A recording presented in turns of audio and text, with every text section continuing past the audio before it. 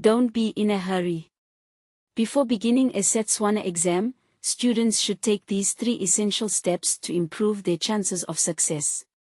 1. Read instructions carefully. Ensure you fully understand the exam instructions, especially any guidelines on how to answer questions, allocate time, and any specific requirements for different sections. Misreading instructions can lead to missed marks or answering incorrectly.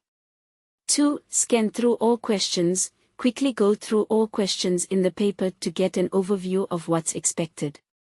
This helps you identify questions you feel confident about and allows you to allocate time accordingly.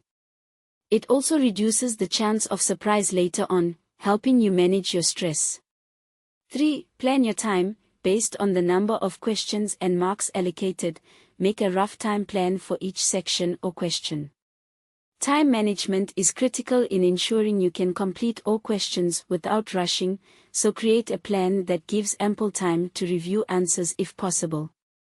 Good luck in your next exam.